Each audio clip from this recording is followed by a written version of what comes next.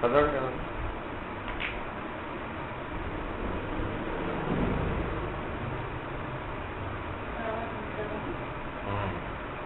చదవండి మళ్ళా ఏమర్థమైందో తెలుస్తుంది.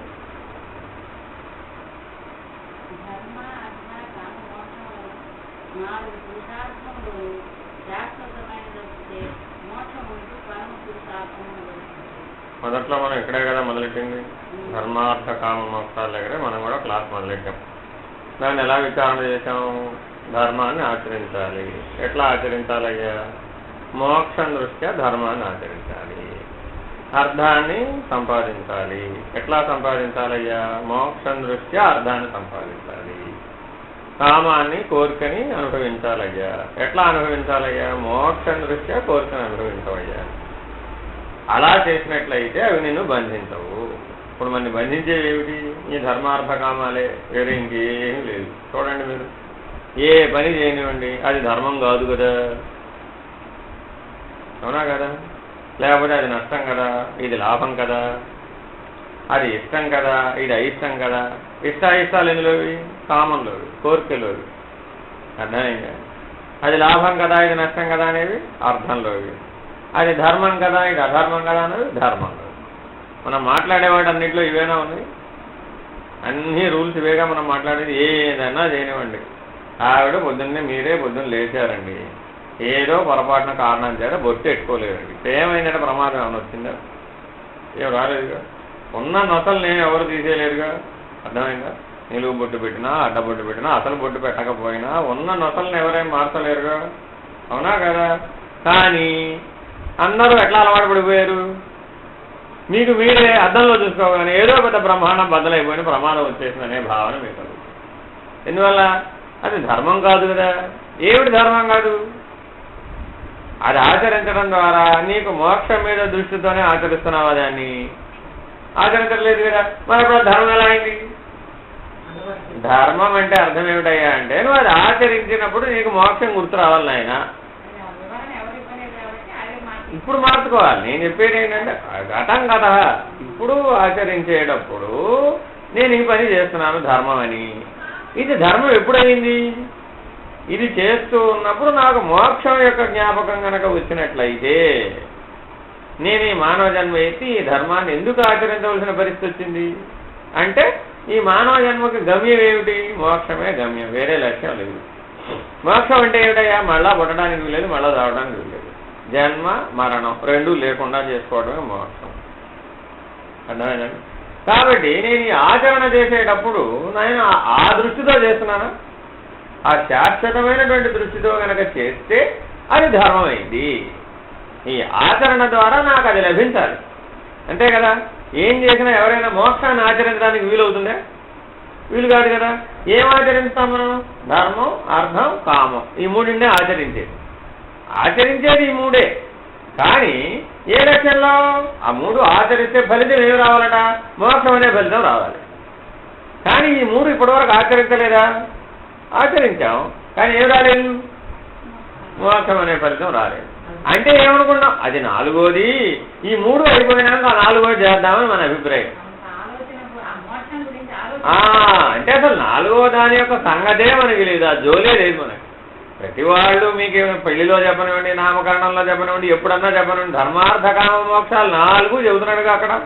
4 పురుషార్థాలని జీవుడు అనేవాడు ప్రయత్నించాలి. పురుషార్థములంటే ప్రయత్న సాధ్యములు, సాధనతో సాధింపబడేవి, నీవు ప్రయత్నం చేసి సంపాదించాలి వాటిని అని చెబుతున్నాడుగా. పురుషార్థములంటే పురుషులు చేసేవాళ్ళని కాదు, జీవుడు మానవ దేహం ఎత్తినటువంటి ప్రతి జీవుడికి ఆ ధర్మార్థ కామ మోక్షాలను ఆచరించే అర్హత ఉన్నది. ఆ మోక్షం అనే ఫలితాన్ని పొందే అవకాశం. జంతువులకు లేనిది మానవులకు కలిగినది ఇదొకటే. పరమాత్మ ఇవ్వగలిగేది కూడా ఇదొకటే. ప్రతి నిమిషం నువ్వు పరమాత్మని నాయన నా కొబ్బరికాయ ఇవ్వు, నాకు అది ఇవ్వు, నాకు ఇది ఇవ్వు అని అడగాల్సిన పనిలే. ఆయన చేసేదేదో ఒకసారే చేసేసాడు. ఏమి చేశాడు? 84 లక్షల జీవరాశులలో వాటికి ధర్మం ఉందా? వాటికి ధర్మ విచక్షణ ఉందా? ధర్మాధర్మ విచక్షణ లేదు. లాభ నష్టాల విచక్షణ ఉందా? లేదు. కోరికే ఒక పరిమితమైన మేరకే అన్నం, ఆహారం సంపాదించుకోవడం, నిద్రపోవడం, వాటి సంసారాన్ని చేయటం, ఇంతవరకే వాటికి పరిమితులు విధించి 84 లక్షల జీవరాశులు జీవిస్తాయి. కానీ ఈ ధర్మార్థ కామాలలో 100% స్వేచ్ఛ ఎవరికి ఇచ్చాడు? మానవుడికి ఇచ్చాడు. అయ్యో, కోరిక లేకుండా సంసారం ఎలా చేస్తున్నది? పునరుత్పత్తి ఎలా ప్రారంభిస్తుంది? జన్మను ఎలా ఇస్తుంది? శిశువుకి జన్మను ఎలా ఇస్తున్నాయి జీవరాశులు? కోరిక లేకుండా అసాధ్యం కదా. కానీ పరిమితమైన స్థితి వరకే ఉంది, వికసించలేదు, విచక్షణ చేయలేదు దాన్ని. కానీ ధర్మార్థ కామాలని మూడింటిని కూడా పూర్తి స్వేచ్ఛతో ఆచరించగలిగే సామర్థ్యం ఏ ఉపాధికి ఉంది? ఇప్పుడు మానవ ఉపాధికి ఉంది. ఇంకా పరమాత్మ నీకు చేసే సహాయం ఏమిటి? ఇదే మొదటి సహాయం, ఇదే ఆఖరి సహాయం కూడా. కానీ మనిషి భ్రాంతికి లోనై నాయన నాకు భోజనం లేదు, భోజనం పెట్టు, నాకు గొడ్డ లేదు, గొడ్డ ఇవ్వు, నాకు అది లేదు, ఇది ఇవ్వు, అది లేదు, ఇది లేదు, ఇలాగా ఏకరువు పెట్టుకోవడం అలవాటు పడిపోయావు. నాకు ఆరోగ్యం లేదు, ఆరోగ్యాన్ని ఇవ్వు, మా అబ్బాయికి ఉద్యోగం లేదు, ఉద్యోగాన్ని ఇవ్వు, మా కోడలకు అది లేదు, ఇది ఇవ్వు, ఇట్టాగా వరుస పెట్టి ఏకరువు పెట్టడం అలవాటు పడిపోయావు. అందువల్ల ఏమైపోయింది? నువ్వు ఆచరించినటువంటి ప్రతిదీ మోక్షమనే ఫలితం లేకుండా పోయి ధర్మాన్ని ఆచరించావు. ఎందుకు ఆచరిస్తున్నావు? పొరపాటు పడుతున్నావు అక్కడే. భగవంతుడు ఇచ్చేది మొదటిది ఆఖరిది ఒకటేసారి ఇస్తాడు. మళ్ళా మాటికి ఇవ్వడం ఏమన్నది? ఇదేం మనం పెట్టినట్టు కాదు కదా. పరమాత్ముడు జీవుడికి ఒకే మొదటి సహాయం, చివరి సహాయం ఒకటే చేస్తాడు. ఏమిటయ్యా అంటే నిన్ను జంతువు శరీరంలో నుంచి పరిణామం చెందించి మానవ ఉపాధికి వచ్చేట్టుగా చేయడమే మొదటి, చివరి, ఆఖరి సహాయం. ఇంకా అంతకుమించి కొత్తగా చేసేది ఏం లేదు. ఇవన్నీ నీకు ఈ సత్యం తెలియజెప్పడం కోసమే. ఎందుకని? కోరగా ఏమో శాంతాడంత కోరేవండి, 50 ఏళ్ళ నుంచి కోరేవు. ఏమైంది? ఏమన్నా అయిందే? ఏమీ అవ్వలేదు. ఏమైంది? ఇప్పుడు ఏం తెలియదు. ఆ తర్వాత ఆయన విగ్రహం అంటే ఏమిటి? నువ్వు చెప్పేది ఏమైనా స్వీకరిస్తాడా? స్వీకరిస్తే విగ్రహం అవుతుంది అది. ఇప్పుడు ఈ 40 ఏళ్ళ నుంచి రకరకాల నైవేద్యాలు పెట్టామండి, ఏమైనా స్వీకరించింది అది? నువ్వు పెట్టిన నైవేద్యమే స్వీకరించలేనటువంటిది నువ్వు కోరికలు ఇస్తే జనతాళంలో జరిగితే అదేం సమాధానం చెబుతుందా? చెప్పదు కదా. మరి ఎవరైనా చెప్పేది? నీ హృదయంలో ఉన్నటువంటి పరమాత్మ. వినేది ఎవరయ్యా? నీ హృదయంలో ఉన్న పరమాత్మ. సమాధానం ఇచ్చేది ఎవరయ్యా? నీ హృదయంలో ఉన్న పరమాత్మే. నీలో ఒక పరమాత్మ స్థితి ఉన్నది, అది సమాధానం చెబుతోంది. ఏది విచక్షణ, ఏది సత్యం, ఏది అసత్యం, ఏది నిర్ణయం, ఏది కాదు, ఏది ఏం చేయాలి, నీకు ఆ మార్గదర్శకత్వం లోపల నుంచి అంతఃస్ఫురణ ద్వారా ఇస్తుంది. కానీ మనం అంతఃస్ఫురణను మూసేసాం, నన్ను వదిలేసాం. నువ్వు ఇట్టాగే చెప్తావులే, నాకు ఇదే కావాలి అంటాం, అలవాటు చేసావు, అభ్యాసం ఇలా చేసావు. ఇప్పుడు పరమాత్మ స్మరణ లేదా ఎవరికైనా సరే ఉండేది లోపల ఎప్పుడూ పనిచేస్తూనే ఉంటుంది. అది లేకపోతే మరి పూర్తి అంటే అర్థం అదే కదా. నువ్వు దాన్ని ఆధారం చేసుకుని జీవిస్తే అదే జీవితం అయిపోతుంది. నీ మామూలుగా నీ మనసు మీద బుద్ధి మీద ఆధారపడవలసిన అవసరమే లేదు. ఎవడు వినమన్నాడు నిన్ను? అంటే అర్థం ఏమిటి? ఏది స్మరణో ఏది మనస్సో విచక్షణ లేదనమాట. అర్థమైందండి. నువ్వు ప్రశ్న వేసావండి, ఎప్పుడైనా గుర్తుపెట్టుకోండి, ప్రశ్న వేస్తే ఏ పరిస్థితిలో అయినా ఒకే సమాధానం చెప్పేది అంతఃస్ఫురణ. రెండోసారి చెప్పదు, ఒకసారే చెబుతుంది. ఎప్పుడు అడిగినా ఒకే సమాధానం చెబుతుంది. ఎట్లా అంటే చెబుతా వినండి. ఎప్పుడు అడిగినా అంటే అర్థం ఏమిటి? మనసేమో పరిస్థితులను బట్టి మార్చి సమాధానం చెబుతుంది, కానీ అంతఃస్ఫురణ అనేది పరిస్థితులను బట్టి మార్చి చెప్పదు సమాధానం. నీకు పరిస్థితి ఎలా ఉన్నా తనదైన పద్ధతిలో సమాధానం చెబుతుంది, అంతేగాని 4 సమాధానాలు ఇవ్వదు. నీ ఇష్టం, ఇలా కాకపోతే అలా చేసుకో, అలా కాకపోతే ఇలా చేసుకో, ఇలా కాకపోతే అలా కూడా చేయొచ్చు కదా, ఇలా ఏం మాట్లాడు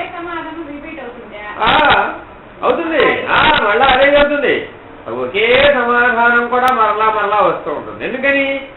ఎన్ని పరిస్థితులున్నా గుణాలు అనేగా, గుణాల యొక్క వ్యక్తీకరణ కదా పరిస్థితులు, అంతేనా కదా. నీకు రజోగుణం కలిగినప్పుడల్లా విషయం మారవచ్చు, కానీ గుణం అదేగా, అంతేనా కదా. సత్వగుణం ఆ గుణం అదే. నువ్వు చేసే పని ఏదైనా కావచ్చు, జపం కావచ్చు, యజ్ఞం కావచ్చు, యాగం కావచ్చు, ధ్యానం కావచ్చు, పూజ కావచ్చు, తపం కావచ్చు. నువ్వు ఎన్ని పనులైతే చేస్తున్నావో ఈ ధర్మ అర్థ కామాలనే 3 కూడా ఆ 3 గుణాలతో కూడుకుని ఉన్నాయి. అందువల్ల పరిపరి విధాలుగా కనపడుతున్నాయి. కానీ నీ లోపల ఉన్న అంతఃస్ఫురణ ఏం చేస్తుంది? ఆ 3 గుణాలని, ఈ ధర్మార్థ కామాలని సరి అయిన దిశగా నడుపుతూ ఉంటుంది. ఆ అంతఃస్ఫురణ ఎప్పుడూ కూడా అదే అంతర్యామి, అదే అంతరాత్మ. పైన శరీరమేమో దేహాత్మ అయితే దాని లోపల పనిచేసేది అంతరాత్మ. నీ అంతరాత్మను అడిగి చెప్పంటాం మనం. అందుకే అప్పుడేమిటి నిర్ధారణగా తెలుస్తుందని. వాడి హృదయంలో ఉన్నటువంటి అంతరాత్మ వాడిని అడిగి చెప్పు, నీ గుండె మీద చేసుకుని చెప్పు, నీ అంతరాత్మను అడిగి చెప్పు అంటున్నావు. కానీ అసలు అది ఉందని నీకు గుర్తుంటే కదా. ఎందుకని? నిజ జీవిత ఆచరణలో దాన్ని ఆశ్రయించి జీవించడం లేదుగా. ధర్మార్థ కామాలని ఆచరించేటప్పుడు ఇవి మోక్ష ఫలితాన్ని ఇవ్వాలి కదా. మరి ఇవి మోక్ష ఫలితాన్ని ఇవ్వటం లేదు కదా. నేను ఎక్కడ తప్పుదారి పట్టిపోయామో ఎప్పుడైనా కానీ విచారణ చేశామా? చేయలేదు కదా. విచారణ చేస్తే మేల్కొనేది ఎవరయ్యా? ఇప్పుడు అంతరాత్మ మేల్కొంటుంది. ఆత్మ విచారణ చేస్తే ఏమిటయ్యా ప్రయోజనం? ఈ అభ్యాసం వల్ల ఏమిటి ప్రయోజనం అంటే, ఇప్పటి వరకు ఎవరైతే నువ్వు పట్టించుకోకుండా వదిలేశావో ఆ అంతరాత్మ మేలుకుంటుంది. అది నిరంతరాయంగా నేను హెచ్చరిస్తూ ఉంటుంది. అది గుణాలకు లొంగదు, అది పరిస్థితులకు లొంగదు, అది విషయాలకు లొంగదు, అది ఇంద్రియాలకు లొంగదు. అర్థమైందండి? ఈ మిగిలినవి ఎంత బలమైనవైనా కానీ అది దానికి లొంగదు. నేను అది చెప్పే సమాధానం ఎప్పుడూ చెబుతుంది. నువ్వు నీ మనసు ఎన్నన్నా చెప్పని, నీ బుద్ధి ఎన్నన్నా చెప్పని, నీ అనుభవ జ్ఞానం ఎన్నన్నా చెప్పని, అది లాభం రాని, నష్టం రాని, ధర్మం కానీ అధర్మం కానీ, ఫలితం రాని రాకపోని, దాని సమాధానం ఎప్పుడు ఒక తీరుగానే ఉంటుంది. అంటే ఏంటి? అది అంతఃస్ఫురణ అని మనం గుర్తుపట్టటల్లా. అది అంతరాత్మ చెబుతోంది, అరే దాన్ని పట్టుకుంటే ఈ గొడవంతా వదిలిపోతుంది అనేటటువంటి సూత్రం తెలియకపోవడం చేత ఎంతసేపు నీకు అనువుగా ఉన్నటువంటి మనసునో బుద్ధినో పట్టుకునో ఇంద్రియాలను పట్టుకునో వెళ్ళటం. ఎందుకు వినాలి? ఈ 10 సార్లు చెప్పేదంటే దుఃఖం ఉంది కదా. మరి అప్పుడు అది కదా విచారణ చేయవలసి. అప్పుడు అంతరాత్మ ఏం చెబుతుంది? ఒకసారి ఆలోచించు. పూర్వం అంతా ఇలాగే చేసావు కదా, ఇలా చేస్తే దుఃఖం వచ్చింది కదా, మరి ఎందుకు నువ్వు అటు పోతున్నావు అని హెచ్చరిస్తోంది కదా అది. కానీ ఏం చేస్తుంది ఇది? అదే సుఖంగా ఉన్నాడు. ఆ కారణం చేత అభ్యాస బలం అటువైపు ఉండటం చేత, ఆత్మ విచారణ లేకపోవడం చేత 2 సమస్యలు అనమాట. ఏమిటా? తెలుసుకోవలసింది తెలుసుకోకపోవడం, తెలుసుకోకూడని దాని వెంట పడటం. రెండు దిక్కులు ఉన్నాయన్నమాట అందులో. ఏమిటా? దేన్ని అనుసరించకూడదో, దేన్ని ఆశ్రయించకూడదో దాన్ని ఆశ్రయించడం, దేన్ని అనుసరించాలో, దేన్ని గుర్తించాలో దాన్ని గుర్తించకపోవడం. ఈ 2 నీ లోపలే ఉన్నాయి దిక్కులు, బయట ఎక్కడా లేవు. మనం అన్ని ప్రతి సమస్యకి కారణం ఎక్కడ చెబుతాం? బయట చెబుతాం. ఇదిగో ఈ సమస్యకు కారణం వాడు అని ఎప్పుడు బయటకు చూపెడతాం. నీ సమస్యకు కారణం బయట కాదు, నీ లోపల ఉంది. ఏమిటి? నీ అంతరాత్మను సరిగా పట్టించుకోమంటమాట. వాడు ఏం చెబుతున్నాడు విను. ఈ సమస్య మూలాన్ని వాడు పరిశోధిస్తాడు. పరిశోధించి ఏం చెప్పాడు? నీకు ఈ విషయంలో రజోగుణ ప్రభావం ఉంది కాబట్టి నువ్వు ఇట్లా ప్రవర్తిస్తున్నావు, నువ్వు ఇట్లా ప్రవర్తించావు కాబట్టి పరిస్థితి తయారైంది. నేను రజోగుణంతో ఎవరు ప్రవర్తించమన్నాడు ఈ విషయంలో అని నిన్ను నిలువ నిలదీస్తుంది అంతరాత్మ ఎప్పుడూ కూడా. నీ తప్పును అదేం క్షమించదు. అది దానికేం తన మన పర భేదం ఉండదు అక్కడ. అది నిలువుగా మాట్లాడుతుంది. నువ్వు ఎందుకు చేయాలటాగా? నువ్వు ఇటు చేయడం ఎందుకు? వాడు తప్పని అంటావు ఎందుకు? నువ్వు వాడు తప్పనంత మాత్రం ఇప్పుడు ఏమైనా అయిందా?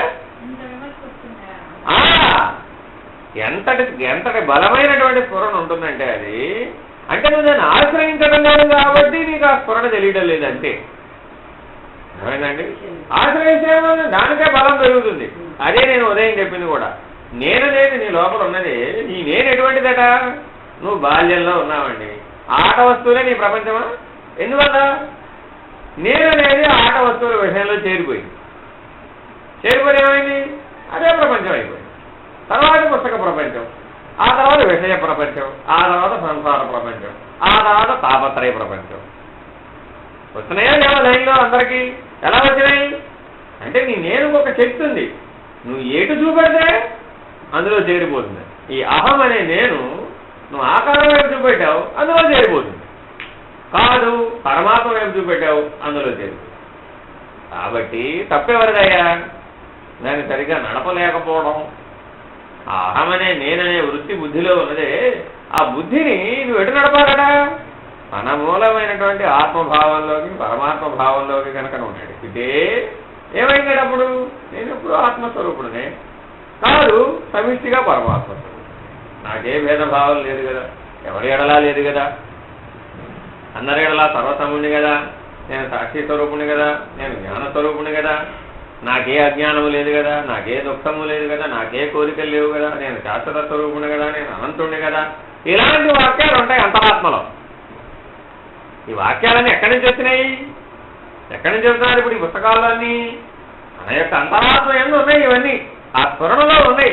దాని ఆశ్రయాన్ని జీవించిన వాడికి ఈ వాక్యాలు తోచినాయి. ఆయన ఏం చేశాడు? గ్రంథస్థం చేశాడు. నాయన ఈ వాక్యాలను నిరంతరాయంగా మననం చేయి. మననం చేస్తే ఏమిటయ్యా ఉపయోగం అంటే, నీ అంతరాత్మ ఇదే వాక్యాలు చెబుతూ ఉంటుంది. ఆ వాక్యాలు చెప్పినప్పుడు ఈ వాక్యాలు అక్కడ తోస్తాయి కదా, వెంటనే నీకు తెలుస్తుంది, ఓహో నా అంతరాత్మ మేలుకుందిరా బాబు. లోపలికి నీకు ఈ వాక్యాలు వినపడుతూ ఉంటాయి, ఈ సమాధానాలు వస్తూ ఉంటాయి. ఎవరు చెబుతున్నారు ఇప్పుడు ఈ సమాధానాలు? నీ అంతరాత్మ చెబుతోంది. దాన్ని పట్టించుకో. ఇంతకుముందు ఈ వాక్యాలలో అది చెబుతోందని నీకు తెలియదుగా. దాని ధోరణిలో చెబుతూ ఉంటుంది. దాని ఎట్టా చెబుతుందో నీకు అసలు ఆ విషయమే తెలియదు. కాబట్టి ఏం చేశావు? అది మనసు చెబుతోందా అంతరాత్మ చెబుతోందా అనే భేదాన్ని గుర్తించలేవు.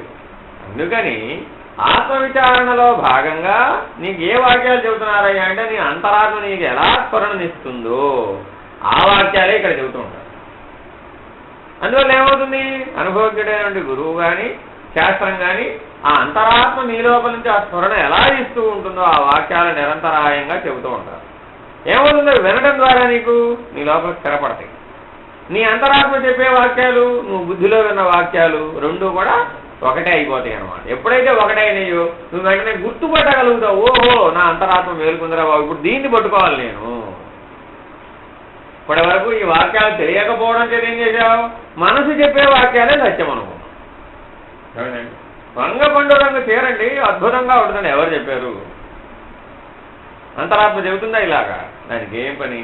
అంగపండు రంగ ఇదేమిటి బంగారు రంగ, దానికి ఏమైనా తేడా ఉందా? ఏమీ లేదు. ఎక్కడైనా ఏ శాస్త్రంలోనే ఇలా ఉందా? లేదు కదా. ఎందుకని? అది మనసు చెప్పే వాక్యం అనమాట, విషయానికి సంబంధించిన వాక్యం, దృశ్యానికి సంబంధించిన వాక్యం. శబ్దస్పర్శ రూపరస గంధాలనే 5 విషయాలకు సంబంధించిన వాక్యాలు మనసులో ఉంటాయి ఎప్పుడు.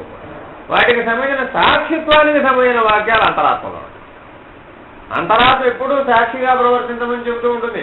నువ్వు గుణాలకు లొంగమాక, ఇంద్రియాలకు లొంగమాక, అవస్థలకు లొంగమాక, నువ్వు సాక్షివి, నేననేది సాక్షి, అందులో చేరిపోకూడదని అంతరాత్మ ఎప్పుడు నిరంతరాయంగా చెబుతూ ఉంటుంది.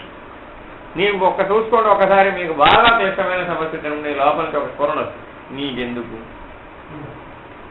నీకేం పని దాంతో, ఈ 2 మాటలు అది చెబుతున్నాడు. ఎవరికైనా చెబుతుంది ఈ మాట. వెంటనే నీకు విచారణ కలుగుతుంది. అవును నాకెందుకు అట్లా, ఇందులో నాకేం పని, వెంటనే వెనక్కి తగ్గేస్తావు. ఈ 2 ప్రశ్నలు రాగానే వెంటనే వెనక్కి విరమించేస్తావు. పరిస్థితి ఎంత బలంగానే ఉండనివ్వండి, నీ లోపల స్ఫురణ ఈ 2 ప్రశ్నలు వేయగానే ఏం చేస్తావు? అమ్మో ఏదో ప్రమాదం ఉందిరా బాబు అని నా లోపల చెబుతోంది. ఎప్పుడైనా గుర్తుపెట్టుకోండి, అది అట్లా చెప్పినా కూడా వెళ్ళావండి, ఏమవుతావు? నువ్వు పో అనేటప్పటికి ఏమయ్యావు? దీన్ని ఆశ్రయించావు, పోయి ఊపిలో పడిపోయి. అర్థమైందా? చెబుతాను కదా లోపల నుంచి, నీకెందుకు, నీ పని కాదు కదా, నీ కర్తవ్యం కాదు కదా, నీ విషయం కాదు కదా, నీ విషయం కానప్పుడు నీకెందుకు, ప్రశాంతంగా ఉండు, నువ్వు మౌనంగా ఉండు అని లోపల నుంచి చెబుతోంది. కానీ చెప్పినా దాని మాట ఎందుకు పెట్టుకోవడం మనం? దానికి ఉల్టా మనమే చెప్తున్నాం. ఇప్పుడు నేను మాట్లాడకపోతే అదవుతుంది, నేను చెయ్యకపోతే అదవుతుంది, నేను చెప్పకపోతే ఇదవుతుంది. ఏమిటి అయ్యేది? ఎత్తి కొద్దేస్తే ముందు నువ్వేమవుతున్నావో చూసుకో అంటుంది. అది ఎప్పుడు ఏం చెబుతుంది? ముందు నీ సంగతి ఆలోచించవయ్యా బాబు.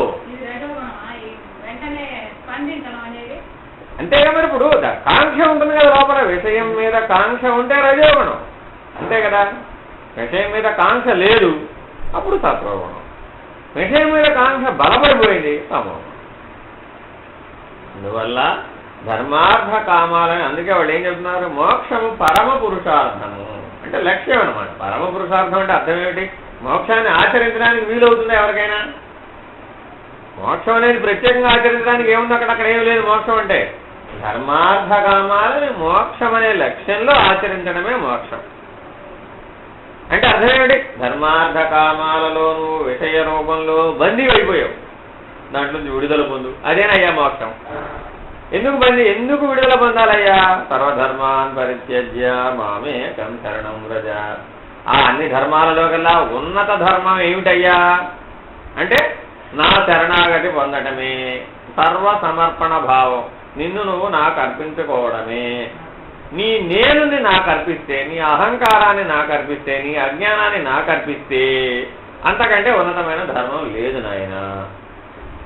అది అర్పిస్తాము మనం. అది అర్పించాలంటే నువ్వు దేని పట్టుకోవాలి? నీ అంతరాత్మను పట్టుకోవాలి. ఎందుకని? పరమాత్మకు దారి చూపెట్టేది అది. ఎందుకని? ఆత్మ 3 విధాలుగా పనిచేస్తుంది. శరీరంలో దేహాత్మగా పనిచేస్తుంది, దాని లోపల సూక్ష్మంలో అంతరాత్మగా పనిచేస్తుంది, దాని లోపల పరమాత్మగా పనిచేస్తుంది. ఆత్మ 3 స్థితుల్లో పనిచేస్తుంది. అంతటా ఆత్మస్వరూపమే అని ఎందుకు అంటున్నాం? మీ అందరికీ సందేహం రావచ్చు, ఏమండి అంతటా ఆత్మస్వరూపం అంటున్నావు, ఎలా సాధ్యం? ఇదిగో ఇలా సాధ్యం. ఎందుకని? నీ శరీరం ఉందే, అది దేహాత్మ. నీ లోపల ప్రాణము మనసు బుద్ధి పనిచేస్తున్నాయా? పనిచేస్తుంది కదా. దాని లోపల నేననేది అంటున్నావు కదా. ఈ ప్రాణము నా ప్రాణము నా మనసు నా బుద్ధి అంటున్నావు అంటే నేను ఉందిగా అక్కడ. ఆ నేనెవరయ్యా? అది అంతరాత్మ.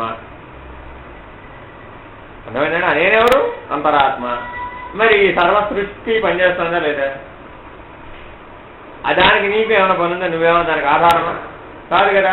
మరి అనంత సృష్టికి ఆధారం ఏదో, ఈ అనంత సృష్టి అనంతా వ్యాపించి ఉన్నది ఏదో ఒకటి ఉంది కదా. ఉంటుందని ఒప్పుకుంటావా లేదా? ఒప్పుకోక తప్పదు. ఎందుకని? నువ్వేం చేయడం లేదు కదండి. కాబట్టి అది పరమాత్మ. నీలో నేనంటావా? అది అంతరాత్మ. నీ బయట చూసి అంటావా? అది పరమాత్మ. కాదు శరీరమేనంటావా? అది దేహాత్మ. కాబట్టి ఈ జగత్తంతా ఆత్మలో భాగమై ఉంది, సృష్టి అంతా ఆత్మలో భాగమై ఉంది. నీ నేను అది ఆత్మలో భాగమై ఉంది. నీ శరీరం అంటావా? అది కూడా ఆత్మలో భాగమై ఉంది. కాబట్టి ఆత్మ సర్వవ్యాపకం ఒప్పుకుంటావా లేదా? ఇప్పుడు ఒప్పుకోక తప్పదు నాయన. ఎందుకని? నీకున్న నీ 3 కదా. నీ దగ్గర ఏమున్నాయి? నేను, శరీరం, జగత్తు, మూడే కదా ఉన్నాయి నీకు. ఎటు తిరిగి చూసినా ఈ మూడే. నువ్వు మెలకువలో చెప్పు, కళ్ళలో చెప్పు, నిద్రలో చెప్పు, ఎప్పుడు చెప్పినా నేను, శరీరం, జగత్తు, ఈ మూడు కూడా ఆత్మస్వరూపమేనా కదా? అవునా? ఎలాగా? ఆత్మ అంటే నేను. ఎలాగా? శరీరం దేహాత్మ. నీ లోపల ఉన్న జీవుడు నేను కదా, వాడు అంతరాత్మ. అంతటా వ్యాపించను, జగత్తంతా వ్యాపించిన వాడు పరమాత్మ. మనకి సమస్య ఏముంది? ఏం లేదు కదా. ఇప్పుడు ఆత్మస్వరూపమే కదా అంతటా ఉన్నది. వేరే ఏం లేదు ఆయన. నువ్వు ఈ పద్ధతిలో గుర్తించడం నేర్చుకో. అప్పుడేమైంది? అక్కడ కాజా పెట్టావండి. ఎక్కడో కాకినాడ నుంచి ఎవరో కాజా తెచ్చారు. ఏమిటైతే ముందు నీ లోపల నీ మనసు ఏం ప్రశ్నించుకోవాలి? కాకినాడ కాజా. ఓహో, అయితే ఏమిట? ఏదైనా పంచదార్థం తయారు చేసినారా? ఏమైనా సముద్రంలో ఉప్పు తెచ్చి చేసావా? ఏమైంది? పూర్వ జ్ఞాపకంలో అబ్బా కాకినాడ కాజానండి, తింటే ఎంత అద్భుతంగా ఉంటుందోనండి అని జ్ఞాపకానికి బలం చేకూర్చావు. అభ్యాస బలం చేత అలా బలాన్ని చేకూర్చావు అన్నమాట. అందువల్ల ఏమైంది? ఆ వస్తువు కానీ, ఆ మాట కానీ, ఆ భావన కానీ ఎదురకుండా రాగానే ఆ జ్ఞాపకం మేల్కొంది. మేల్కొనగానే ఎవరు మేల్కోవాలి? దాని పక్కనే ఆత్మ విచారణతో కూడిన అంతరాత్మ మేల్కోవాలి. వెంటనే నా మాట బయటికి రాకముందే అంతరాత్మ మేల్కోవాలి. మేల్కొని అయితే ఇప్పుడు ఏమిటట అనగానే ఏమైపోయింది? ఇది శాంతంగా మాట్లాడుతుంది. అంతరాత్మ ఎప్పుడు కళ్ళు బెళ్ళుగా మాట్లాడదు. ఆహా ఓహో కాకినాడ కాజా అద్భుతం అని మనసు చెప్పిన గొప్పలు చెప్పినట్టుగా ఇదేం చెప్పదు. ఒకటే మాట. అయితే ఇప్పుడు ఏమిటట? అవునండి, తింటే తిను, తినకపోతే మానే. దానివల్ల అంతరాత్మకి ఏం ప్రమాదం లేదు. కానీ ఎట్లా చేయమంటుంది ఆ పని? అయితే ఇప్పుడు ఏమిటట? దాని ప్రత్యేకతను తీసేయి. కాకినాడ కాజా అద్భుతం అనుభవించావా? మళ్ళా అనుభవించమంట. అయితే ఇప్పుడు ఏమిటట అనగానే ఏమైపోయింది? సామాన్యం అయిపోయిందా? దాని ప్రత్యేకత పోయిందా? ప్రత్యేకత పోయినాక అనుభవించినా అనుభవించకపోయినా జ్ఞాపకం బలంగా పడటం లేదు. అర్థమైందా? అంతరాత్మను ఆశ్రయిస్తే ఏమిటి ఉపయోగం అంటే దాని ఎదుట అంతా సామాన్యమే. నీ ఇంద్రియాలు కానీ, నీ ఇంద్రియ విషయాలు కానీ, ఈ జగత్తు కానీ, ఆఖరికి నీ నేను కానీ అన్నీ కూడా దాని ముందు సామాన్యమే. దానికి ఏ ప్రత్యేకత లేదు. అన్నింటినీ సామాన్యం చేసేది. అర్థమైందండి? ఏమండి 2 లక్షల రూపాయలు పడి కారు కొన్నాడండి మా అబ్బాయి. ఓహో అలాగా. అయితే ఏమిటంటే అంటుంది మన లోపల. బయటికి అనమని కాదు. నువ్వు వెళ్ళి వాడితో అయితే ఏమిటంటే అన్నావు అనుకో, వాడితో తగాలా వస్తుంది. నీకు తెలియాలి. ఓ అయితే ఏమిటంటే ఇప్పుడు అందులో ఏం ప్రత్యేకత ఉందా? వాడికి అవసరం ఉంది, డబ్బు ఉంది, అన్నాడు. నీకేమైనా దాంతో పనుంది? మా అబ్బాయి ఉన్నాడు. ఏమిటైతే అసలు నువ్వున్నావా ముందు? నీ జన్మ మరణాల సంగతి నీకు కూడా తెలియదు. ఎవరికైనా ముడి పెట్టావు ఇప్పుడు? మీ అబ్బాయికి. వాడు ఉన్న కారుకి, ఆ కారులో ఉన్న సుఖానికి. అర్థం ఉందా? ఎక్కడికి పోయావు? కొంచెం విచారణ చేయి. ఏమైంది ఇప్పుడు? శాశ్వతత్వం వెంట ఆశ్రయించి పరిగెడుతున్నావా? అశాశ్వతం వెంట ఆశ్రయించి పరిగెడుతున్నావా? నువ్వు కన్ను మూస్తే నీ అబ్బాయి ఎక్కడో నువ్వెక్కడో నీకే సరిగ్గాది. వాడు ఉన్న కారు ఎక్కడ? ఆ కారులో ఉన్న ఏసీ ఎక్కడ? ఆ ఏసీలో కూర్చున్న సుఖం ఎక్కడ? ఉన్నదా? ఇవంతా లేనిది కదా. మరి లేని దాని వెంబడి ఎందుకు పరిగెడుతున్నావు అని అంతరాత్మ మనసుకు బుద్ధి చెప్తుంది కదా. ఎప్పుడు చెబుతుంది? నువ్వు దీన్ని ఆశ్రయిస్తే. ఇదింత బలంగా ఉండి కూడా, నీవు సింహమై ఉండి కూడా ఏమయ్యావు? దాన్ని గుర్తించకపోవడం చేత దానికి వాయిస్ లేకుండా అయిపోయింది, దానికి బలం లేకుండా అయిపోయింది. దాన్ని పట్టించుకునే నాథుడు లేడు అనమాట. ఎంతసేపు మేకైనటువంటి మనస్సు సింహమై చల్లరైపోతుంది. ఎందుకని? దాన్నే పట్టించుకుంటున్నాం. అదే దేవతను కొలుస్తుంది. అందువల్ల ఏమైంది? దానికి బలం పెరిగిపోతుంది. కాబట్టి అభ్యాస బలాన్ని మార్చుకో. ధర్మ అర్థ కామాలను మోక్షం దృష్ట్యా చెయ్యి. ఈ కోరికను ఎంతవరకు అనుభవించవచ్చు? దీంట్లో నేను బంధం పొందనంత వరకు అనుభవించవచ్చు. ఇది నాకు బంధికాన జైలు అయ్యేటైతే ఆ జైలు అయ్యే పద్ధతిలో నువ్వు అనుభవించకూడదు. నీ స్వేచ్ఛ పోకూడదు, నీ ముక్త స్వభావం పోకూడదు, నేను ఆత్మస్వరూపుడు అనే భావం పోకూడదు, నేను జ్ఞానస్వరూపుడు అనే భావం పోకూడదు, ఆ సాక్షిత్వం పోకూడదు, కలిసిపోకూడదు, అందులో పరవశత్వం చెందకూడదు. కోరికలో పరవశత్వం చెందకూడదు. పరవశత్వం అయితే ఏమైంది? పరవశత్వం పేర్లోనే చెప్తున్నావు, దానికి వశుడు అయిపోయాడు. అబ్బా ఏ సినిమానండి, ఏం చూశానండి, అంత అద్భుతం అండి, ఏమైంది ఇప్పుడు? పరవశత్వం. పరవశత్వం అంటే ఏమిటి? మరి అదేగా జీవుడు అంటే, అదేగా శరీరం అంటే. కాబట్టి జ్ఞానికి ముక్తుడికి అనుభవ జ్ఞానంగా ఎవరికైతే ఉందో వాడికి పరవశత్వం ఉంటుందా? ఉండదు వాడికి. ఎందుకని? అన్నీ సామాన్యంలే. ఎవరెస్ట్ పర్వతం చూసామండి, నేనేమన్నా పర్వతత్వం చెందానా? ఏమీ చెందలేదు. ఎందుకని?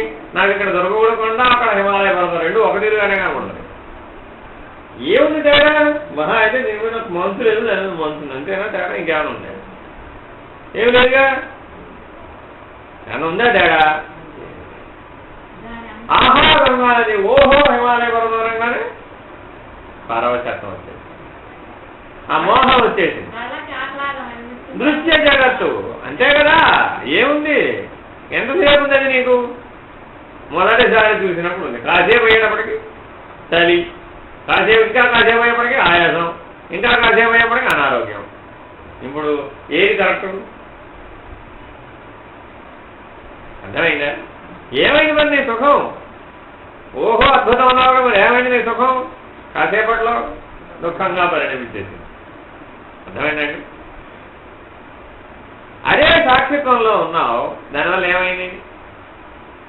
తర్వాత నీకు ఆయాసం వచ్చినా ఓహో సరేలే, శరీరానికి సరిపడిన వాతావరణంలోకి వచ్చింది కాబట్టి ఇలా ప్రతిస్పందిస్తోంది, సరే స్పందించని అనుకుంటాడు. నువ్వు పట్టించుకునే జీవన విధానాన్ని బట్టి కదా, నీ దుఃఖానుభవాన్ని బట్టే. దుఃఖానుభవం లేదు, నీకే ప్రశాంతంగా బాగానే ఉన్నావుగా, ఆ విషయ సుఖమే ఆనందిస్తూ ఉంటావు. దుఃఖానుభవం ఉంటే ప్రశ్న వచ్చింది, నాకు ఎందుకు దుఃఖం కలుగుతుంది? నేను అన్నీ బాగానే చేస్తున్నాను కదా. అది దేని వల్ల వచ్చింది? విషయం కూడా ఉన్నటువంటి అనురాగం వల్ల దుఃఖం వచ్చింది. ఇప్పుడు దేని వల్ల వస్తుంది?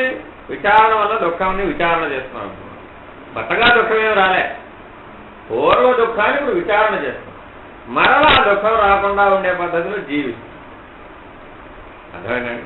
ఇంకొక విషయం, అందరి సంగతి నీకెందుకు? ఇప్పుడు వెంటనే ఈ ప్రశ్న వేసుకోవాలి, అందరి సంగతి నీకెందుకు? నీకేమైనా ప్రయోజనం ఉందా? నువ్వు నిద్రపోతే నీ అందరూ ఎక్కడా? నీ మరణంలో నీ అందరూ ఎక్కడా? నీ జన్మలో ఈ అందరూ ఎక్కడా? నీ అంతరాత్మకి అందరితో ఏమైనా పనుందే? లేదు కదా. నీ నేనుకి అందరితో ఏమైనా పనుందే? లేదు కదా. ఆ పరమాత్మకి అందరితో ఏమైనా పనుందే? లేదు కదా. మరి ఎవరికి ఉందయ్యా? ఆ అందరూ గుర్తించేది నీ శరీరాన్ని, నువ్వు గుర్తించేది వాళ్ళ శరీరాన్ని. ఏమయ్యావు అప్పుడు?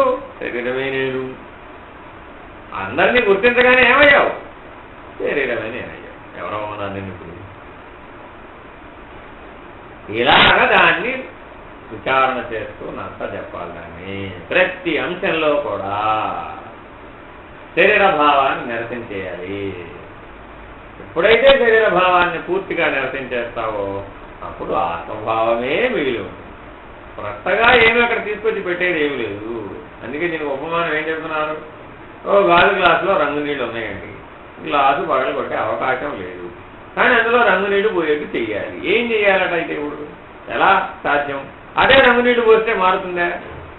మారదు. వేరే రంగు నీళ్లు పోస్తే మారుతుందా? అసలు మారకపోగా వింత వింతగా రంగులన్నీ వస్తాయి. దానికి ఇప్పుడు ఏం చేయాలట? మంచినీళ్ళు పోస్తూ ఉండవయ్యా. రంగు నీళ్లు పొర్లిపోయి శాంతం మంచినీళ్ళు మిగిలే వరకు పొయ్యవయ్యా మంచినీళ్ళు దాంట్లో. కాబట్టి ఎంతవరకైతే నీకు ఈ శరీరమే నేననే అభ్యాస బలం నీకు మిగిలి ఉందో, ఆయా మిగిలి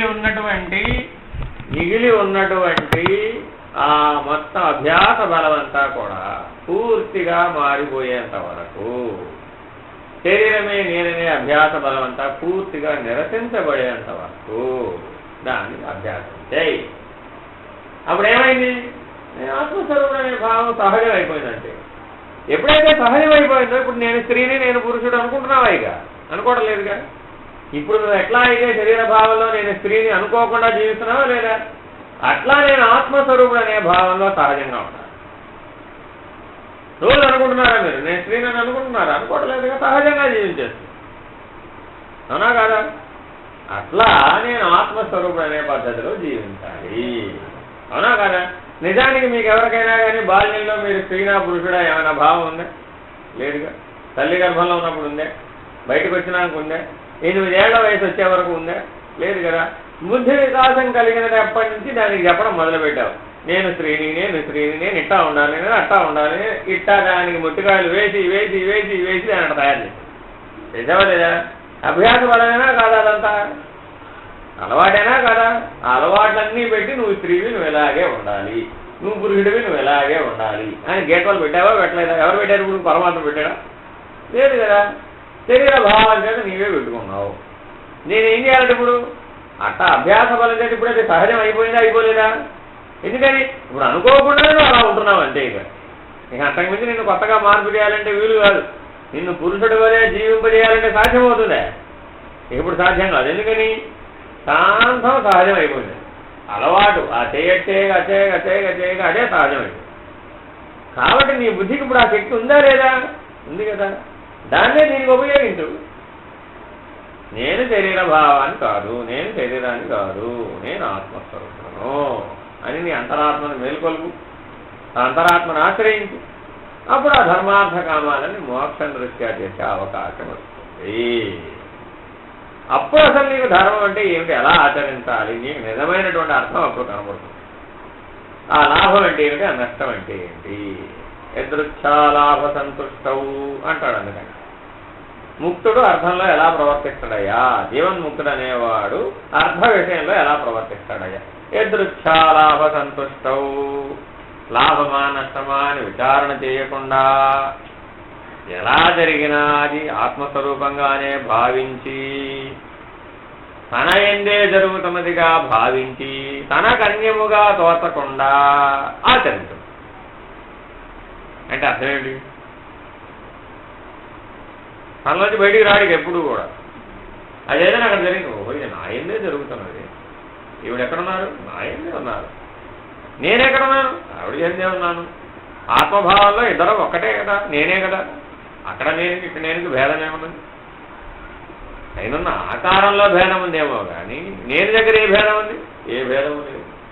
అయితే అంతరాత్మ లేకపోతే పరమాత్మ. అంతరాత్మ స్థితిలోనూ భేదం లేదు, పరమాత్మ స్థితిలోనూ భేదం లేదు. మరి అనంత జగత్తులో జరిగేదంతా ఎక్కడ జరుగుతుంది? నా ఎందే జరుగుతున్నది. నాకంటే అన్యంగా జరగడం లేదుగా. ఎందుకని? నేను సర్వవ్యాపిని, నేను అనంతుడను, అప్రమేయుడను, సర్వకాల సర్వావస్థలలో ఉన్నవాడను, నేను శాశ్వతుడను, నేను గంభీరుడను, దేనికి చెల్లించని వాడను. మరి ఇప్పుడు జరుగుతున్నాను ఎక్కడ? నా ఎందే జరుగుతున్నది. ఈ అనంత బ్రహ్మాండము నా ఎందే జరుగుతున్నది. ఎందుకని? నేను అంతటా వ్యాపించి ఉన్నాను కదా. పిన్ని గారు వేరే ఉన్నారా? లేదు. పిన్ని లేదు, నాయన లేదు, అమ్మ లేదు, ఎవరు లేదు. మాతా నాస్తి, పితా నాస్తి, నాస్తి బంధు సహోదర. జీవన్ముక్తుడికి ఎవరున్నారయ్యా? ఎవరు లేరు నాయన. ఎందుకని? వాళ్ళంతా ఆయనలోనే ఉంటే మళ్ళీ బయట నుంచి అక్కడి నుంచి వచ్చాడు. రెండో వాడు ఎవడన్నా ఒకడు ఉంటే కదా తల్లో తండ్రో మా బంధువునో చెప్పడానికి. 84 లక్షల జీవరాశులు అతనే అయి ఉన్నాడు. చరాచర సృష్టి అతనే అయి ఉన్నాడు. ఇప్పుడు రెండోవాడు ఎక్కడ? లేడు. ఈ స్థితి ఎందు అతనికి తండ్రి ఎవరు? లేదు. ఆత్మస్వరూపానికి తండ్రి ఎవరు? లేదు. పరమాత్మ స్వరూపానికి ఆ స్థితికి తండ్రి ఏది, తల్లి ఏది, బంధువులు ఏది, ఎవరు లేదు. ఎందుకంటే వాళ్ళంతా అందులో అంశీభూతములై ఉన్నారు. అర్థమైందండి? రాముడు ఎక్కడ, కృష్ణుడు ఎక్కడ? వాళ్ళెవరు లేరు నాయన. అంతా పరమాత్మ విడిపోయారంటే. అందుకనేగా భగవద్గీతలో ఏం చెబుతున్నారు? బ్రహ్మాండమీశం కమలాసనస్థం ఋషీసు సర్వానురగాంశ దివ్య అనేక బాహూధర వక్రనేత్రం పశ్యామి త్వాం సర్వతో అనంతరూపం నాంతం న మధ్యం న పునఃసవాది పశ్యామి విశ్వేశ్వర విశ్వరూప. అది నీ రూపం. అనంత విశ్వము నీవే ఉన్నావు. ఆ విశ్వరూపమే నీవై ఉండగా ఈ ధ్యాన పెట్టడున్నటువంటి ఈ రూపము శరీరం నేనంటావేమిటి? అర్థం ఉందా ఏమైనా? కొండని అద్దంలో బంధించడానికి వీలవుతుందా? ఎట్లా సాధ్యం? నీవెవరు? ఆ కొండ వంటి వాడు. ఈ శరీరం ఎటువంటిది? అద్దంలో ఉన్న ప్రతిబింబం లాంటిది. ఇప్పుడు కొండ అద్దంలో ఉందే, అదెట్లా సాధ్యం? సాధ్యం కాదు కదా. అట్లాగే విశ్వరూపుడైనటువంటి పరమాత్మ యొక్క అణువు ఈ శరీరంలో ప్రతిబింబిస్తున్నది. అయినంత మాత్రాన ఈ శరీరం పరమాత్మ కాకపోయిందా? ఇప్పుడు శరీరం కూడా పరమాత్మే. ఎప్పుడు ఆ పద్ధతిలో వినియోగించు. విషయాల దృష్టిలో ఎందుకు వినియోగించావు? దుఃఖం వచ్చే పద్ధతులు ఎందుకు వినియోగించావు? అజ్ఞాన పద్ధతులు ఎందుకు వినియోగించావు? ఎట్లా వినియోగిస్తే ఇదే ఇది. దృష్టిని మార్చు, జ్ఞాన పద్ధతిలో వినియోగించు. అప్పుడు అదే ధర్మార్థ కామాలే మోక్షహేతువులే, మోక్షానికి కారణం, మోక్షాన్ని అనే ఫలితాన్ని. ఆ ధర్మార్థ కామాలే విషయం దృష్ట్యా చేశావు, ఇంద్రియాల దృష్ట్యా చేశావు, తాత్కాలిక సుఖాన్ని ఆశ్రయించి చేశావు, బంధములైన ఇదేం లేదు. కాబట్టి మన ఏవ మనుష్యాణం కారణం బంధమోక్షయ అంటే అర్థం ఇది. ఆ మనస్సు ధర్మార్థ కామాలలో ప్రవర్తిస్తుంది. ఆ మనస్సు ధర్మార్థ కామాలలో ప్రవర్తించి నీకు ఆలోచనలు ఇచ్చేటప్పుడు వాటిని ఏం చేయాలట? కారణం బంధమోక్షయ. ఆ కారణమైనటువంటి మనసు విషయములు ఇంద్రియముల దృష్ట్యా చెబుతూ ఉన్నప్పుడు నువ్వు దాన్ని ఆశ్రయించే కనుక చేస్తే బంధం అవుతున్నది. అలా కాక సాక్షి అయినటువంటి ఆత్మస్వరూపాన్ని పరమాత్మని గుర్తించే పద్ధతిగా కనుక నువ్వు విచారణ చేసి కనుక ఆచరిస్తే ఆ ధర్మార్థ కామములే మోక్ష కారణములు అవుతున్నాయి. ఈ మనస్సే ఆ మోక్ష కారణం అవుతున్నది. సమస్య ఏముంది? అనిముట్టుని అడిదిపు వాడే బదులు విడిదిపు వాడవయ్యా. లక్ష్యాన్ని మార్చుకో, దృష్టిని మార్చుకో. ఇదే జీవితమే, ఈ చేష్టలే, ఈ భోజనమే, ఈ కళ్ళు చెవులు ముక్కులు ఈ ఇంద్రియాలే, కొత్తవేం అవసరం లేదు. కానీ ఏం మారాలి? దృష్టి మారాలి. దృష్టిని మారమని చెప్పకూడదు ఎప్పుడూ కూడా. నేనంత గొప్పవాణ్ణి, నా బట్టి నువ్వు మారు, అది కుదిరే పని కాదు. ఎందుకంటే వాడు వేరైపోయాడుగా, నువ్వు మారని ఎప్పుడైతే చెప్తున్నావు ఏమయ్యావు? ఇద్దరైపోయారా లేదా? ఇద్దరైపోతే ఏమైపోయావు? పోయింది ఆత్మస్వరూపం. ఎందుకని? ఆత్మస్వరూపం సర్వవ్యాపకం, పరమాత్మ సర్వవ్యాపకం. రెండోవాడు ఎవరున్నాడు అక్కడ? నువ్వు మారని చెప్పాలంటే ఎవరున్నారు? ఇప్పుడు ఇద్దరున్నారా? నేను నువ్వు ఇద్దరున్నారా? నేను నువ్వు ఇద్దరుంటే ఏమయ్యారు? జీవుడైపోయాడు, శరీర భావం. ఇంకేమయ్యావు అప్పుడు? ఇంకా ప్రతిబింబాలు.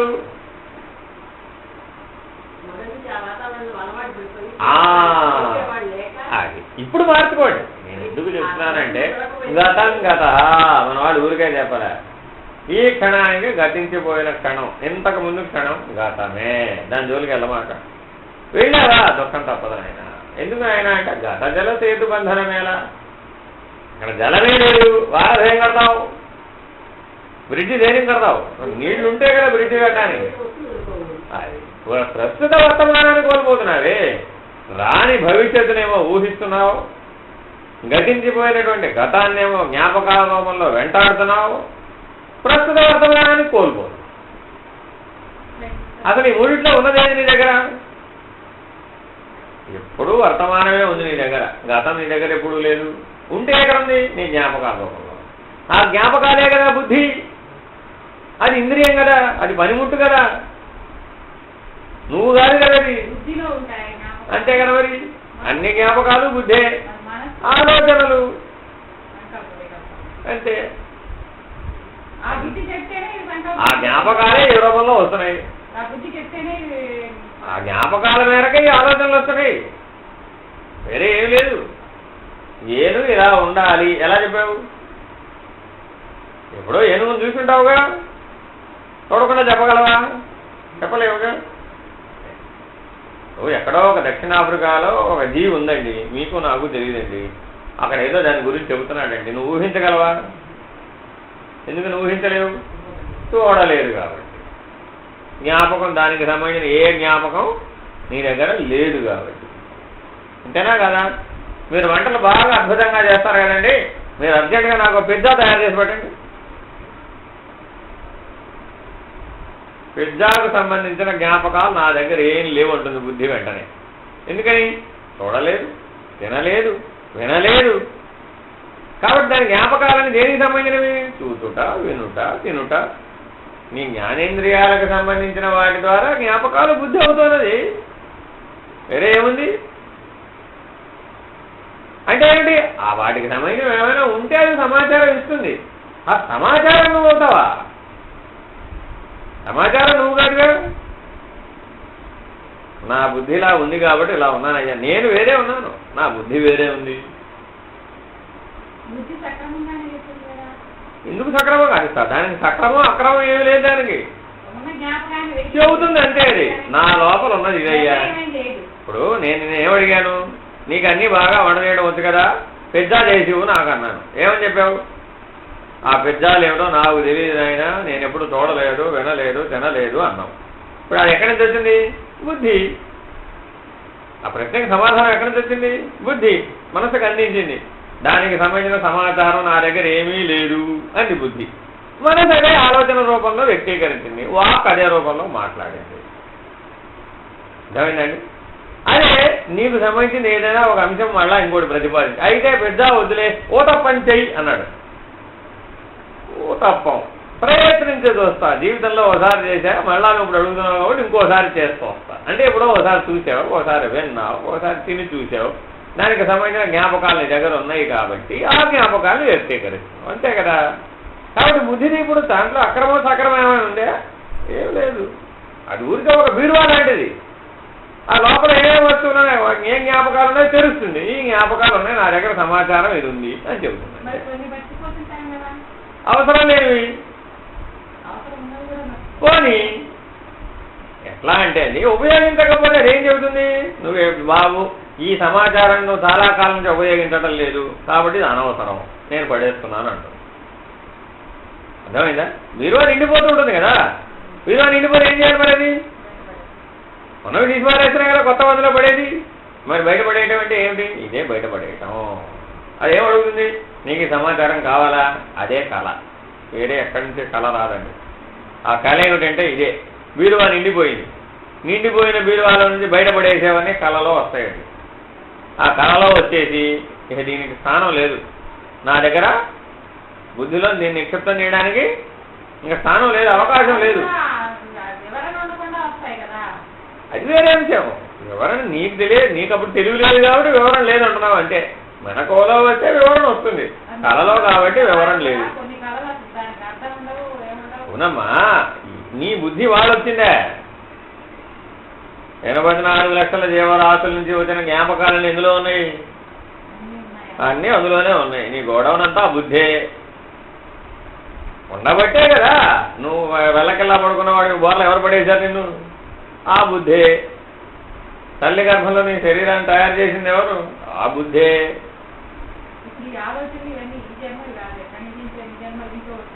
జ్ఞాపకం అంతకుమించి జ్ఞాపకం వ్యక్తీకరించబడుతుందండి, వేరే ఏమీ లేదు అందులో. నువ్వు ఈ జన్మదా ఆ జన్మదా నువ్వు లెక్కలేసుకోవడమే. దానికి బుద్ధికి అసలు జన్మతో పని లేదు, మనసుకు అంతకంటే జన్మతో పని లేదు. సూక్ష్మం అది. ఇక్కడ అంశం ఏమిటంటే సూక్ష్మానికి మరణం లేదు, స్థూలానికే మరణం ఉంది. జన్మ కూడా స్థూలానికే ఉంది, సూక్ష్మానికి లేదు. సూక్ష్మం ఎప్పుడూ ఉన్నది. నీ ప్రాణ మనోబుద్ధులు ఈ ప్రపంచం ఉన్నంత వరకు ఉంటాయి. సృష్టి ఉన్నంతకాలం ప్రాణ మనోబుద్ధులు ఉండక తప్పదు. దానికి జయం అనే పేరు లేదు. అర్థమవుతుందా? మీరు ఏదైతే మీరు నేను నేను నేను నేను మీరు అనుకుంటున్నారో అది మీ సూక్ష్మానికి లేదు ఆ పేరు. అర్థమవుతుందా? దాంట్లో ఏమున్నాయి? 3 గుణాలు ఉన్నాయి, 3 అవస్థలు ఉన్నాయి, దానికి సంబంధించిన జ్ఞాపకాలు ఉన్నాయి, అంతే. 3 వాసనలు ఏమిటి? శాస్త్రవాసన, దేహవాసన, లోకవాసన. ఆ 3 వాసనలు, 3 గుణాలు, 3 అవస్థలు, అలా 3గా ఉన్నవి ఏవైతే ఉన్నాయో అవి ప్రాణమనోబుద్ధుల రూపంలో ఉన్నాయండి. వాటికి ఏ పేరు లేదు. విద్యాసాగర్ అనే పేరు లేదు, జయం అనే పేరు లేదు, ఆదిశంకరుడు అనే పేరు కూడా లేదు, వివేకానంద అనే పేరు అంతకంటే లేదు. అదేమిటది? సూక్ష్మం. అర్థమైందా? ఆ బలం పెరగగానే ఏమైంది? నాకు స్థూలం కావాలంటే స్థూలం వచ్చింది. ఈ స్థూలం నాకు పనికిరాదు పో అంటే పోయిందంటే. కాబట్టి సూక్ష్మం చేతిలో కీలు బొమ్మగా ఉంది స్థూలం. మరి స్థూలాన్ని మట్టుకు వేలాడతామే నాకు అర్థం కాదు. అర్థం ఉంది ఏమైనా? ఆ ప్రాణ మనోబుద్ధులే లేకపోతే ఈ ఇంద్రియాలను పనిచేయమను, అనుభవించమను, ఏదైనా నీకు తెలియజెప్పమను సాధ్యమేనా? మరి ఏమైంది స్థూలం అంతా? అవి లేకపోతే ఎందుకు పనికిరాంది. కానీ విలువంతా దేనికి ఇచ్చావు? పోయే అక్కడ పోయింది.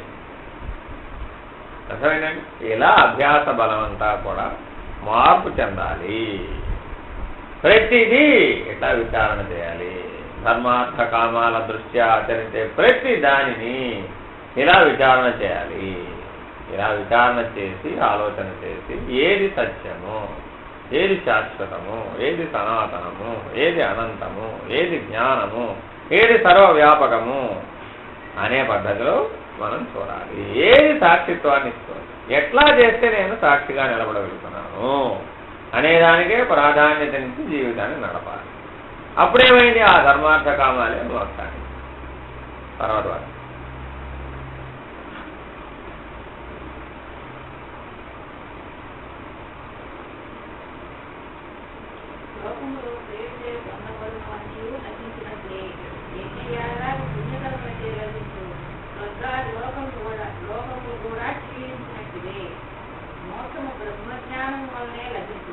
ఏమని చెప్తున్నారు? ఇప్పుడు నేను ఆ యాగం చేశా, ఈ యాగం చేశా, ఈ యజ్ఞం చేశా, ఆ పుణ్యం చేశా, ఈ పుణ్యం, ఇవన్నీ ఉన్నాయా అక్కడెక్కడన్నా?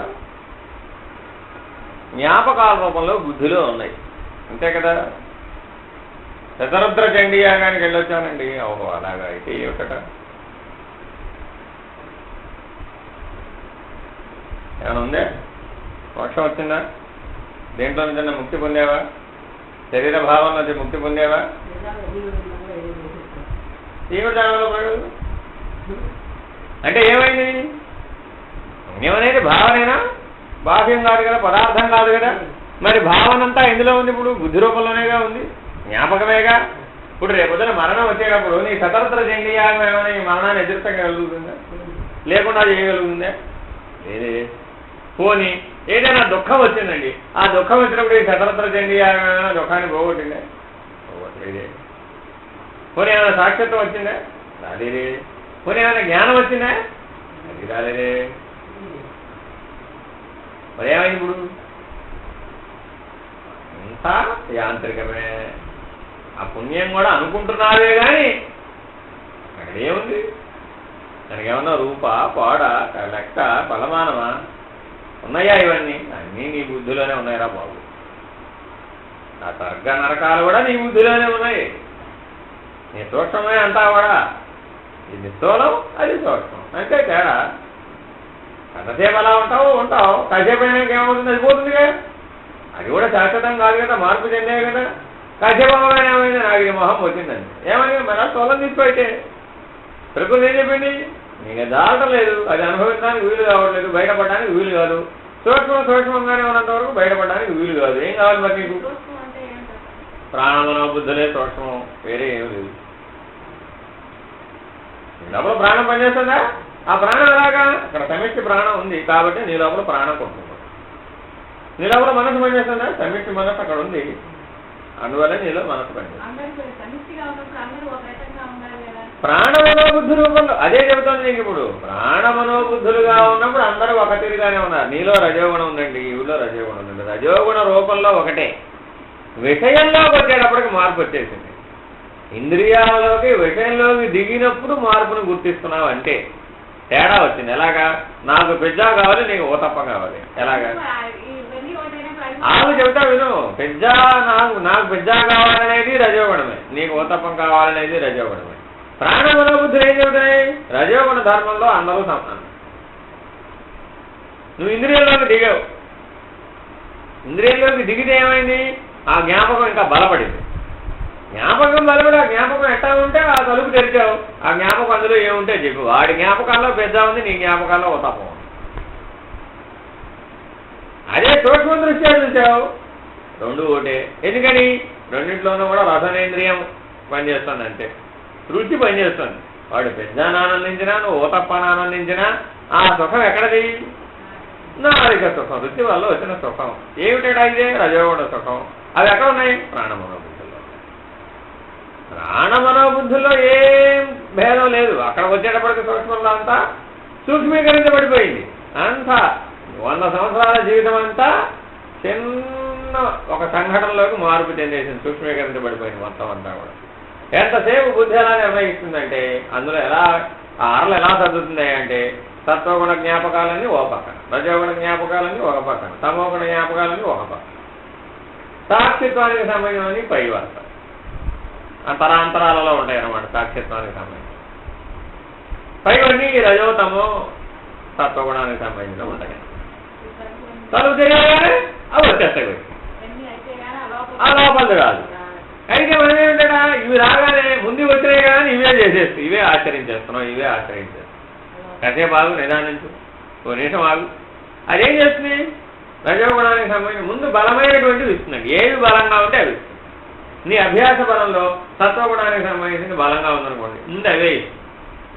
లేదు రజోగుణానికి అవే ఇస్తుంది, లేదు తమోగుణానికి అవే ఇస్తుంది. ఆ జ్ఞాపకాన్ని ముందు ఇస్తుంది. కాసేపు నిదానించేవాళ్ళకి ఏం చేస్తుంది? ఓహో ఇవి కాదా నీకు కావాల్సింది, ఇంకా లోపల ఉన్నాయి, లోపల అరలు తెలుస్తున్నప్పుడు అప్పుడు సాక్షిత్వానికి సంబంధించిన జ్ఞాపకాలు బయటకు వస్తాయి, ఆ వాక్యాలు బయటకు వస్తాయి, ఆ అనుభవాలు బయటకు వస్తాయి. అప్పుడు ఓహో ఇది కదా నేను నిదానమే ప్రధానం నాయన అంటే అర్థం ఇది. విచారణ చేసి విచక్షణతోటి కొంచెం ఆలోచించి నిదానించి ఏది తోస్తే అది చేసేయటమేనా? కొంచెం ఆగు, నిదానించు, విచారణ చెయ్యి. ఏమిటి విచారణ? ఇదిగో ఇదే. అదేం చెబుతుంది? ముందేమందిస్తుంది? ఓహో నాలో ఇది బలంగా ఉంది కాబట్టి ఇది అందిస్తుంది. తర్వాత ఏడుస్తుంది కాసేపు ఆగు. ఏమి ఇవ్వలేదు అంటే దాని లోపల ఇంకేం లేదు, ఇదే ఉందన్నమాట. అర్థమైందండి? అయినా నిదానించు. రేపోయి నిదానిస్తే పోయిన నష్టమేం లేదు. అంటే ఏం చేయాలి? నీకు అట్లా అభ్యాసం చెయ్యి. నిదానం రావాలంటే ఎక్కడి నుంచో రాదు కదా, ఎక్కడి నుంచి వస్తుంది? ఆటో లేదు, మ్యాటిక్ లేదు, అసలు ఒకటే గుర్తుపెట్టుకో. ఏది ఈ సృష్టిలో ఆటోమేటిక్కే లేదు. అన్నీ ఒక పద్ధతి, ఒక సూత్రానికి లోబడే పనిచేస్తున్నాయి. అవును, ఇప్పుడు మార్చుకో. అయితే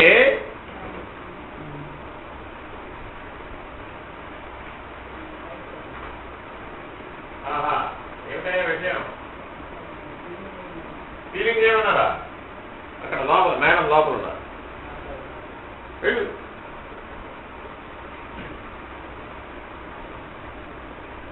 కాబట్టి జీవన రహస్యం అంతా కూడా ఇలాగా ఈ సూత్రానికి లోబడి పనిచేస్తుంది. కాబట్టి ఈ సూత్రాన్ని అర్థం చేసుకుని జీవితాన్ని పరిష్కరించాలి. ఇప్పటి వరకు గతంలో ఉన్నటువంటి విధానాన్ని మళ్ళా స్ఫురణకు తెచ్చుకోమాకండి. నేను ఎప్పుడు మీకు చెబుతుంది అదే. నువ్వు సాధనతో కూడిన జీవితాన్ని జీవించాలనుకున్నప్పుడు సాధనకు వ్యతిరేకమైనటువంటి జీవితాన్ని మళ్ళా స్ఫురణకు తెచ్చుకోకూడదు. ఏమవుతుంది తెచ్చుకుంటే? మళ్ళా పడిపోతావయ్యా. నిన్ను బలవత్తరంగా లేపడానికి నా శక్తి అంతా ఉపయోగించి నిన్ను లేపడానికి ప్రయత్నిస్తూ ఉంటాను. నువ్వేం గుర్తు తెచ్చుకుంటావు?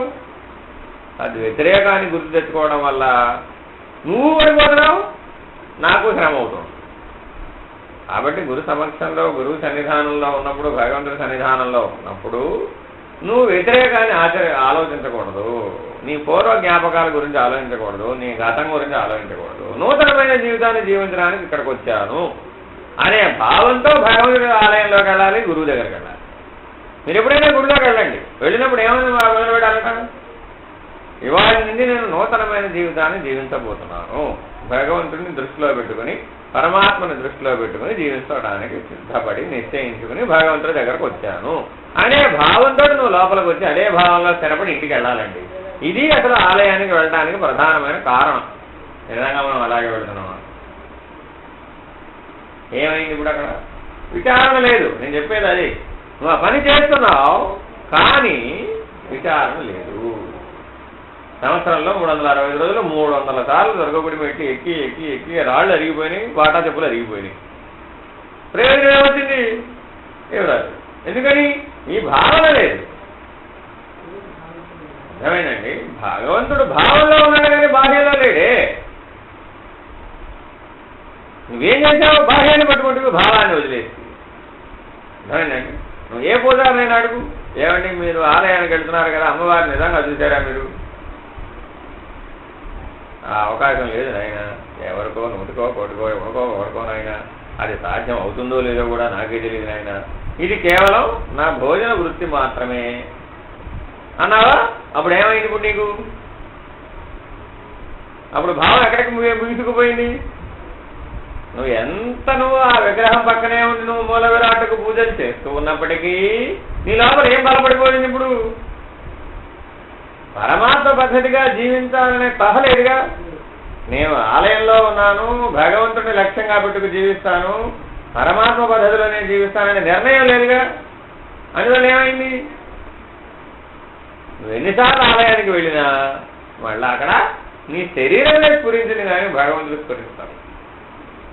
ఎప్పుడైతే ఆ నిర్ణయంతో బయటకు వచ్చావో అప్పుడేమవుతుంది? దేన్నైనా ఎదిరించగలుగుతావు, ఏ పరిస్థితినైనా ఎదిరించగలుగుతావు, ఏ మార్పునైనా ఒప్పుకుంటావు, జీవితాన్ని స్థిరమైన పద్ధతిలో నడుపుతావు.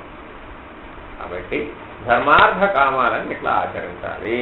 ఆ స్వర్గ నరకాలు కానీ అన్నీ నీ బుద్ధి రూపంలో ఉన్న జ్ఞాపకాలే. అవన్నీ ఎప్పటికైనా క్షీణించిపోయేవే, అవన్నీ లేకుండా పోయేవే ఎప్పటికైనా సరే. శాశ్వతమైనటువంటి బ్రహ్మజ్ఞానం లభించాలి అంటే అది ఆత్మవిచారణ వల్లనే లభిస్తుంది. అది అధ్యారోప అపవాదం వల్లనే లభిస్తుంది, వేరే దాని వల్ల లభించదు. తర్వాత వాక్యం అదే.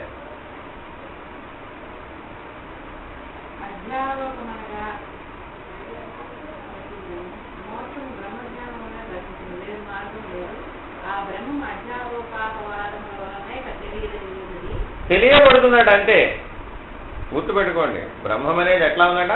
తెలియబడుతుంది. ఇప్పుడు మనం సూర్యుడిని తెలుసుకుంటున్నామా, అనుభవిస్తున్నామా? సూర్య ప్రకాశాన్ని కాదు, సూర్యుడిని తెలుసుకోవడమే. సూర్యుడిని కొత్తగా అనుభవించడానికి అక్కడేమి లేదు, దాని యొక్క ప్రకాశ ప్రభావాన్ని మాత్రం అనుభవిస్తాం. అట్లాగే బ్రహ్మాండానికి సంబంధించిన బ్రహ్మజ్ఞానాన్ని తెలుసుకోవాలి మొట్టమొదట. అది జీవితం అంతా ఆక్రమిస్తే, ఆ జీవిత ప్రభావం ఏమిటో మార్పు చెందితే అప్పుడు అనుభవం. కాబట్టి ముందేం చేయాలట? తెలుసుకో.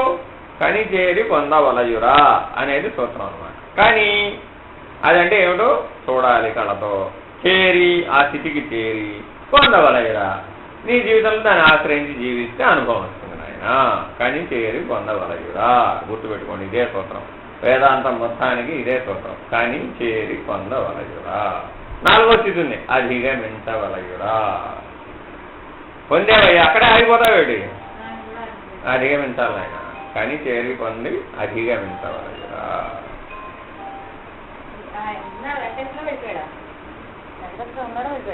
వెళ్ళిపోయడం తెలియదండి మరి.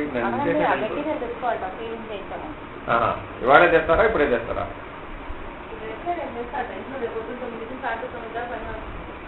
ఓ, రేపు ఉదయం నుంచి రేపు రాత్రి దాకా జరుగుతుందా?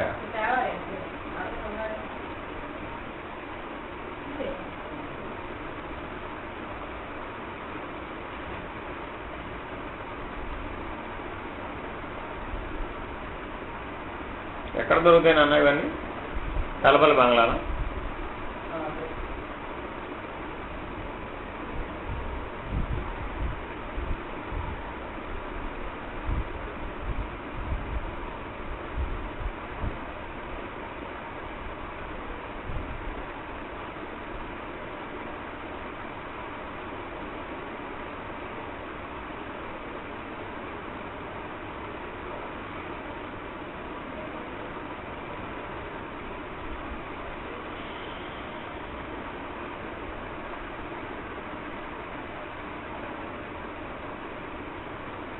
సమయం 8 అయింది. ఇప్పుడు తేవడానికి వీలవుతుందా?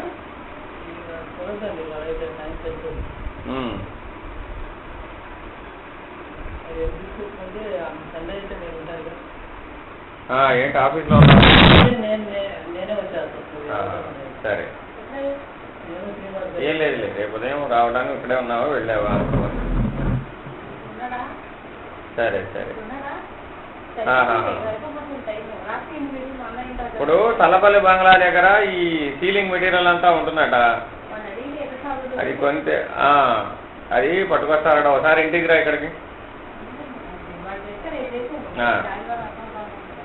వస్తే అవన్నీ పట్టుకొచ్చి ఇక్కడ పడేస్తే రేపు ఏదో పని చేసుకుంటారట. అది వస్తున్నాడండి. కావాలా? ఆవి లేదు ఆ బ్యాగ్